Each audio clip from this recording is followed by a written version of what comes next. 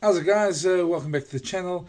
Thought I'd do a quick video about tomorrow's game, about the game against Tonga, what to expect, and specifically what to expect about one Handre Pollard. I think there's been so much talk about him and so much speculation. I thought maybe, with not too much coming out of the Bok camp in terms of audio or video, thought probably better to just let the man Jacques Nienaber explain himself.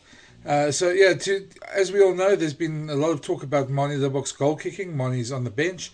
His other players been exceptionally well, but obviously there were, since South Africa left 11 points on the board against Ireland and then lost by 5. Manie missed 2 kicks and Faf missed 2 kicks as well. That's become quite an issue. So this is just a quick short video just to let you know what Jacques thought. The big thing is, I mean, Rassie also did it earlier in the week. They're also trying to make the case that not to expect too much of it. Rassie said, Handre is not Superman, and Jacques also used the moment to obviously address the issue as well.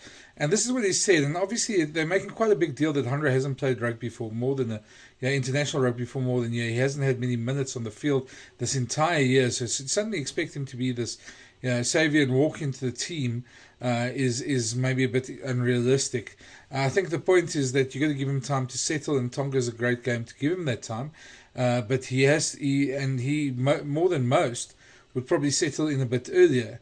But this is what Jacques said about exactly where he is at the moment. 13 of the players that played against Ireland are playing in this test match again. So that probably shows you how important this game is for us, and with how much respect we are treating Tonga. Because I think if you don't give them respect, Ireland played their best side against them. If you don't give them respect, it can become a slippery game. That was our thought process around the team selection, and then there will probably be a question about Handre, and that's why we went with a 5-3 split.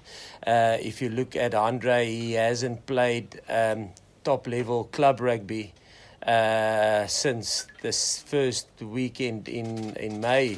I think it's about 19 weeks ago. In that 19 weeks, he's only played 30 minutes of club rugby, and that was in the Prem Cup the other night. So there's a good possibility that he probably would struggle to get through an intense game. A good probability that he might cramp up, and we probably went with a 5-3 split, and have Manie on the bench just for cover. Through this? No, that's probably why we only got him in now. I think he's now since 19 weeks. So we believe, and obviously his club believe, when Handre went back to his club, they had a game that weekend which they decided they're not going to play him in, and then he only played the second game that they played. So they also made 100% sure that his injury is strong enough to handle the load of a full week's training and then go into a game, and then they only played him 40 minutes. So we'll slowly build him up. So we would probably, like I said, I will be surprised if he lost 80. Obviously he can, but it will be, I will be surprised. And then, and we're talking about Handre slotting in, and this is Jacques' words on that as well. I think it's quite important to know that he's going to be a bit rusty in the beginning, but obviously long term they're looking towards the playoffs, and where they'd want 2 fit fly-offs playing, and that they can choose between the two. I don't think this is a silver bullet. Handre has also had his problems in the past with kicking. We've mentioned them before in these videos, and I think this is one of those that the Bok management are looking to give him some game time, and hopefully they get enough points on the board that it doesn't really matter. But I just always think of the pressure on the guy. He comes in, he misses his first 2 kicks. What happens then? Then the whole debate's going to flare up again. The Boks in a way have done this to themselves. They've sort of dismissed all the goal kicking concerns for how long now, and now they've got themselves into a corner where Handre has got this pressure on him. But this is what Jacques said about him slotting in. Okay. I think that's a good question, and I think that's where we must stay in the reality of it. He hasn't played for the Boks in 13 months. He's last played, I think, the last week in August 2022 for the Springboks. So he hasn't played for the international rugby or be exposed to international rugby in 13 months. And then he hasn't played top-level rugby since the first week in May, which is 19 weeks ago. So I think, but in saying that, he's a quality rugby player, and we all know that. He's won a World Cup before. He's won a British and Irish Lions series before. Not he, but he steered the team to get to those results as a fly-off. And his rugby championship. So he understands what international rugby and top international rugby is about. But I think we must stay real in that and give him time to settle in and get used to the pace of it. And I think because he's such an experienced player and because he knows what it's all about, he'll probably settle into his stride a lot quicker than a guy that's maybe a little bit younger or doesn't have the experience or hasn't been exposed to high pressure in situations before.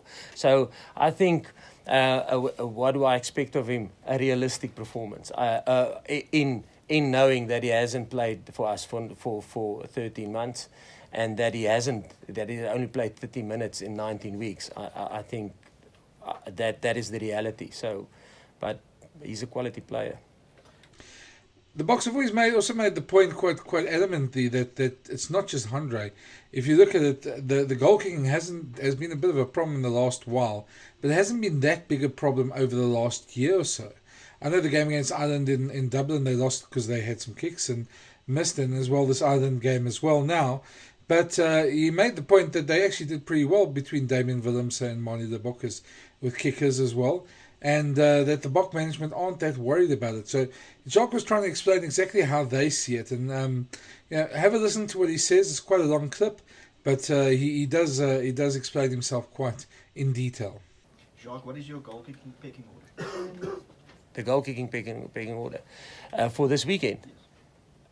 Handre is starting, so he'll kick goals.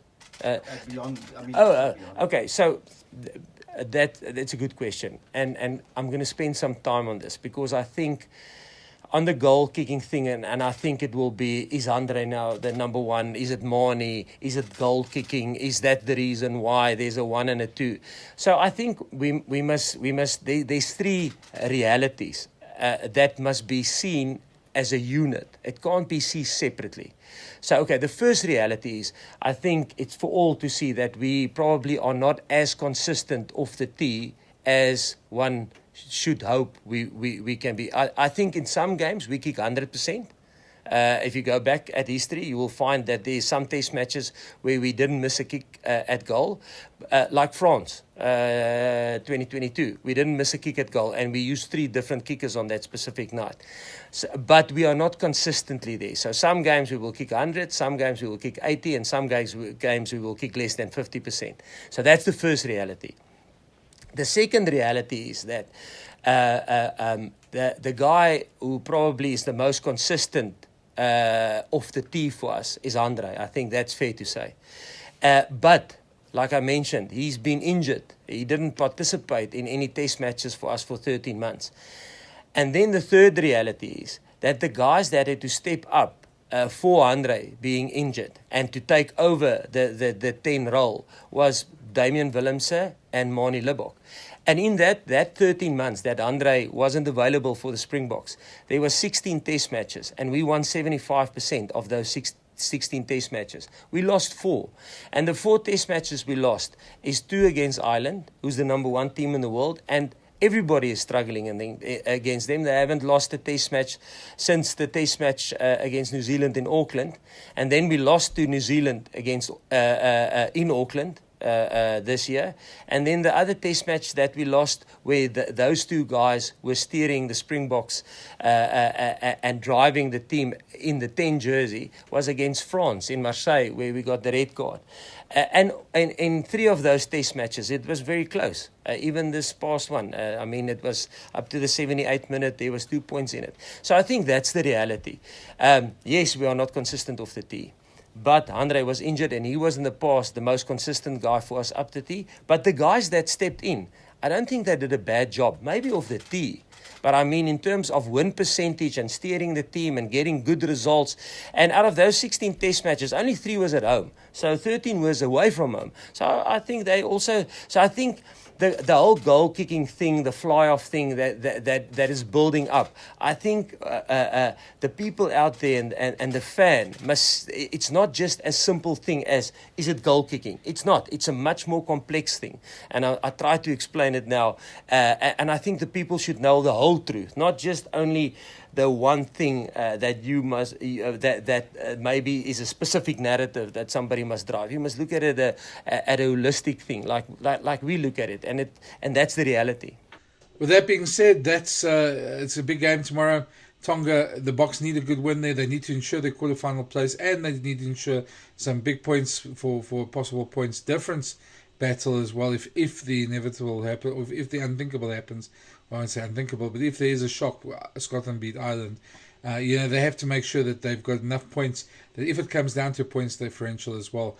Ireland fielded their best team against Tonga and put 50 up against them. Scotland put 45 up against them. So the Boks will be looking for a big points difference as well. I feel this is a game we're probably going to see the Boks do exceptionally well. I think we're going to see a big score, and I'm going to see them click into gear. I think the difference between the sides like Ireland and South Africa, France and New Zealand at this moment and the rest is quite stark at the moment. So I think we're probably going to see that again, but Tonga are a tough team to play.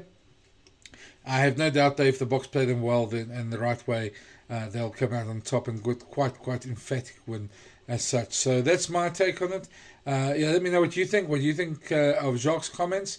And look, I think the main thing is as well, what we all know is Handre does have the BMT. He has won the World Cup final. But people forget he did also miss the first 2 kicks in that World Cup final. And if it wasn't for the Bok Pack taking control, it might have been a different story. But yes, that's ifs and whats and buts. At the end of the day, what matters is what happens on the field tomorrow, and that's where Handre's going to perform. As I say, I mean, to me, I think I'm in the camp of the Boks where I'd rather have 2 fly-offs that can have different strengths, that you can utilize them at the right time for the right opposition. And so I wouldn't be throwing Mani the Bok away in any way or form. I think just what they need to do is they need to get both of them up to speed and take some pressure off Mani as well. And hopefully that's what the game against Tonga does. Anyway, that's a quick video, guys. I'll chat to you later. And let me know what you think of that, and let me know what you think of Jacques' comments in the comments below. And of course, if you haven't hit that subscribe button, please smash it right now. Chat to you tomorrow. It's a lovely summer's day in South Africa. There's a pool nearby, and that's what I'm going to be doing till the rugby starts. Cheers.